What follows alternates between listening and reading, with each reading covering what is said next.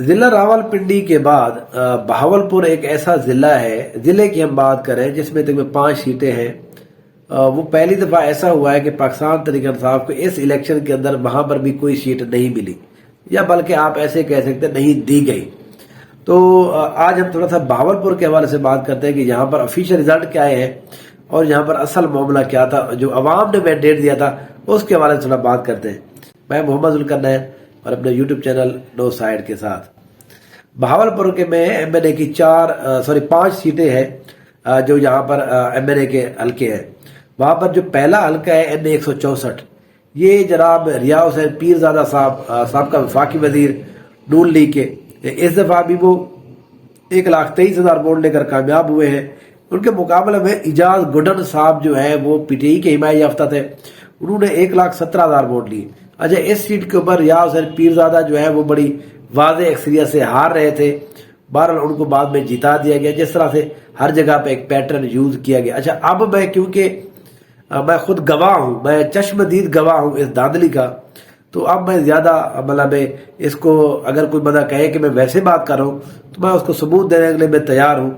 میرے اپنے حلقے کے اندر، مطلب حلقہ نہیں، میرے پولنگ اسٹیشن، ظاہر ہے آپ ایک ہی چیز کو زیادہ قریب سے دیکھ سکتے ہیں، تو وہاں پر جو ہے وہ میں دیکھ چکا ہوں رزلٹ پہلے کیا تھا اور جب آفیشیل آیا ہے تو وہاں پر 600 ووٹوں کا فرق کیسے پڑ گیا۔ تو بہرحال یہاں پر اعجاز گڈن پی ٹی آئی کے حمایت یافتہ تھے، انہوں نے 1,17,000 ووٹ لیے۔ سید عرفان گدیری پیپل پارٹی کے تھے، 12,500 ووٹ لیے۔ Ghulam Farid T L P کے تھے، 9400 ووٹ لیے۔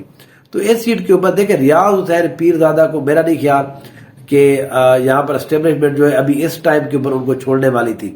ریاض حسین پیرزادہ وہ بندے ہیں جو اسٹیبلشمنٹ کے بڑے خاص لوگوں میں سے ہیں، یہ ہمیشہ سے جیتتے ہیں، ان کو ہمیشہ سے جتاتا آ رہا ہے، 2-3 دفعہ جیت گئے، ایک آدھ دفعہ ان کو جتا دیا گیا ہے، تو اس لیے اب کے بار ان کو پھر سے جتایا گیا ہے۔ لیکن یہ ان کا آخری الیکشن تھا، اب کے بعد یہ یا تو یہ ان کا کوئی بیٹا چھیٹا یا کوئی اور بندہ، یہ بہرحال ان کا اپنا آخری الیکشن ہے، اور عوام بھی جو ہے وہ ان کو کہہ دیا گیا ہے کہ سر آپ آخری بار ہے۔ دیکھیں یہ کام کراتے ہیں، اس حوالے سے نو ڈاؤٹ کہ ریاض حسین پیرزادہ حلقے کے اندر کام کراتے ہیں، میں اس حلقے کے اندر بہت دفعہ وزٹ کر چکا ہوں۔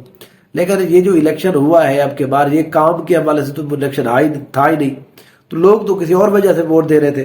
تو بہرحال یہاں پر ریاض حسین پیرزادہ اس دفعہ جیت گئے ہیں۔ اس کے بعد آتے ہیں سب سے اہم حلقہ این اے 165، طارق بشیر چیمہ صاحب جو ہیں کاف لیگ کے، یہ بھی بہت عرصے سے یہاں سے بنتے آ رہے ہیں، اب بھی ان کو یہاں پر بنا دیا گیا ہے۔ یہ طارق بشیر چیمہ جو ہے 1,16,000 ووٹ لے کر کامیاب رہے مسلم کاف کی طرف سے، آزاد حیثیت میں نون لیگ کے حمایت یافتہ، لیکن حمایت کاف لیگ کے پاس تھی ان کی، لیکن یہ نون لیگ کے سعود مجید صاحب، انہوں نے 1,05,000 ووٹ لیے۔ پھر اس کے بعد جو پی ٹی آئی کے تھے بشارت علی رندھاوا صاحب، ان کو یہاں پر 50,000 کے قریب ووٹ ملے۔ محمد ارشد ٹی ایل پی کے، ان کو تقریباً 11,000 ووٹ لیے۔ اس سیٹ کے اوپر جو اصل مقابلہ تھا وہ نون لیگ کے سعود مجید اور طارق بشیر چیمہ کے درمیان تھا، لیکن بشارت رندھاوا نے بہت تگڑے ووٹ لیے۔ یہاں پر ایکسپیکٹ نہیں کیا جا رہا تھا کہ بشارت رندھاوا یہاں پر 20 سے 30,000 سے اوپر جائیں گے، لیکن آفیشیل حالانکہ ان کا اپنا یہ خیال ہے کہ ان کے ووٹ 80,000 سے زیادہ ہیں، لیکن 50,000 جو ووٹ ہے آفیشیل رزلٹ کے مطابق وہ بھی ایک اچھے خاصے تگڑے یہاں پر ووٹ ہیں۔ سعود مجید جو ہے ان کو وہ نون لیگ نے ٹکٹ نہیں جاری کیا تھا، انہوں نے بغیر ٹکٹ کے یہاں پر الیکشن لڑا، اور حالانکہ ان کے جو دونوں ایم پی اے تھے وہ نون لیگ کے ہی امیدوار تھے، ان کے بعد نون لیگ کے ٹکٹ سے، تو اس طرح سے بہرحال معاملہ ہوا۔ لیکن طارق بشیر چیمہ ایک دفعہ پھر جو ہے اس دفعہ اسمبلی میں پہنچا دیے گئے ہیں۔ اس کے بعد یہ این اے 166، یہ وہ حلقہ ہے جہاں پر پچھلی دفعہ سمیع الحسن گیلانی صاحب جیتے تھے۔ سمیع الحسن گیلانی پچھلی دفعہ پی ٹی آئی کے ٹکٹ کے اوپر تھے، پھر یہ ڈیفیکٹ کر گئے سیاسی طور کے اوپر، اپنی وفاداریاں تبدیل کر کے اب نون لیگ میں چلے گئے تھے۔ اس دفعہ بھی دوبارہ وہی جیتنے میں کامیاب رہے، 62,000 ووٹ لیے انہوں نے۔ اس کے مقابلے پرنس بہاول خان، انہوں نے آزاد حیثیت میں 48,500 ووٹ لیے۔ علی حسن گیلانی یہ پیپل پارٹی کے تھے، انہوں نے 48,000 ووٹ لیے۔ کمل شوزیف صاحبہ، یہ پچھلی دفعہ مخصوص نشست کے اوپر پی ٹی آئی کی ایم این اے تھی، اس دفعہ ان کو ڈائریکٹ الیکشن لڑوایا گیا، 35,000 ووٹ لیے ہیں۔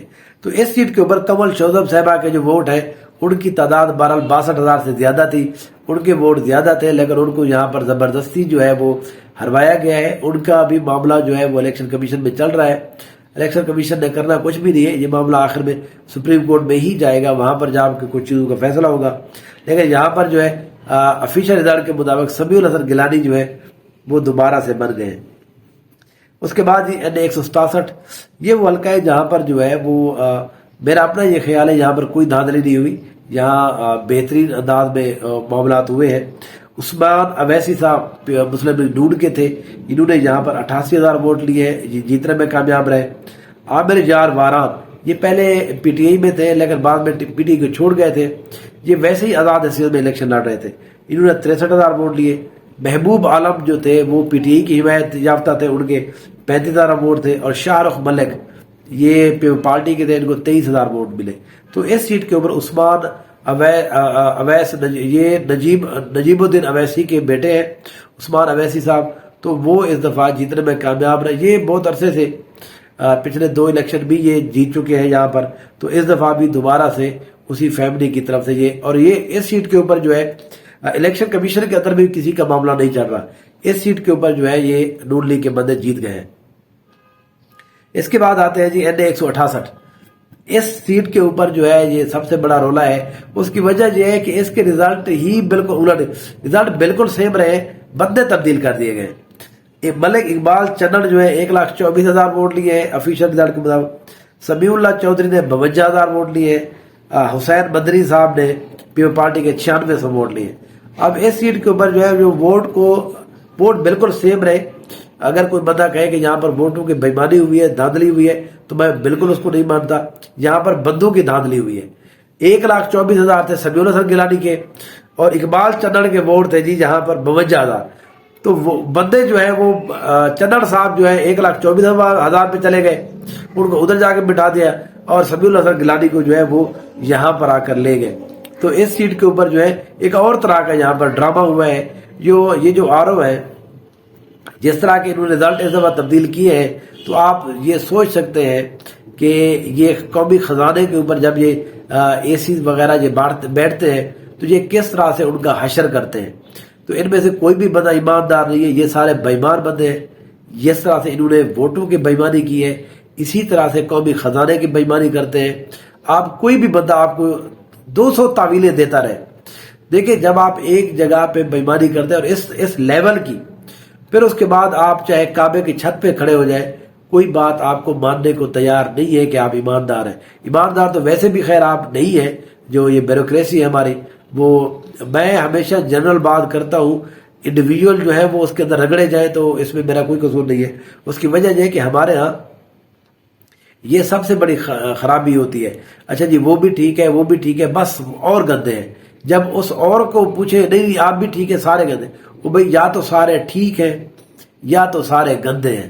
تو اس لیے میرا اپنا یہ خیال ہے بیوروکریسی کے اندر کوئی بھی بندہ نہیں ہے جو ایماندار ہو، جو یہ کہہ سکے ہاں جی میں اپ رائٹ بندہ ہوں، اور وہ کہے اگر وہ ہے تو بتائے کہ یہ اس طرح کا ڈرامہ کیوں کیا گیا ہے. آپ اپنی رسپانسبلٹی آپ کو نبھانی چاہیے. اگر اس کے اوپر آپ کہیں کہ نہیں جی میں نے نہیں کی، مجھے پتا ہے میں بتاتا نہیں ہوں، حالانکہ ہر کسی کو پتا ہے، تو وہ بھی بہرحال بےمانی کے زمرے میں آتا ہے. تو اس میں آپ سارے لوگ ملوث ہیں. میرا اپنا ایک تھیوری ہے اس حوالے سے. تو میں تو جب ہمارے یہاں کہا جاتا ہے نا کہ پولیس جو ہے بڑی خیر خواہ ہے، یہ ڈرامے کرتے ہیں. پولیس کوئی خیر خواہ نہیں ہوتی. یہاں پر بیچ میں ہم نے دیکھا تھا جی وہ کسی نے کال کر دی، وہ سر میرے گھر میں آٹا نہیں ہے، تو وہ جی پولیس والے نے اپنی جیب سے اس کو آٹا لا کے دیا، راشن لا کے دیا. وہ ایک ڈرامہ جو انہوں نے چلایا تھا. وہ آج کل غریب نہیں رہے ملک میں، اب ہر کسی کو آٹا مل رہا ہے. کوئی 15 پہ کال نہیں کر رہا آپ لوگوں کو. آپ لوگوں نے اتنے جھوٹ بولے اس پولیس نے، اس بیوروکریسی نے اس ملک کے ساتھ. اب آپ کی ہر بات کے اوپر میں پھر کہہ رہا ہوں اچھے ہوں گے، میری معذرت ہے ان کے ساتھ، لیکن میں یہ نہیں کہہ سکتا کہ پولیس کے اندر اچھے بھی ہیں. یہ سارے ایک جیسے ہیں، بیوروکریسی ساری ایک جیسی ہے. اس کی وجہ ہے نا کہ آپ کام کرتے ہیں ایز اے ٹیم. اگر آپ ایز اے ٹیم آپ برا پرفارم کر رہے ہیں تو سارے ایک جیسے ہیں جی. تو وہ کوئی کہے جی میں ایماندار ہوں، میں نے داڑھی رکھی ہوئی ہے، میں حافظ ہوں، میں حاجی ہوں. یہ حافظ حاجی یہ سارے کے سارے ایک جیسے. کوئی بھی اس ملک کے اندر جو ہے وہ پولیس کے حوالے سے، بیوروکریسی کے حوالے سے اس کو کوئی ماننے کو تیار نہیں ہے. اور جس طرح کے اب معاملات ہوئے ہیں، اب تو ان کا جس کو کہتے ہیں کہ بیڑا ہی گھر کر دیا انہوں نے، اپنا بھی، اپنی ریپوٹیشن کا بھی اور اپنی فیملی کے ریپوٹیشن کا بھی. خیال رکھیے، انشاءاللہ پھر آپ سے بات ہوگی. Thank you.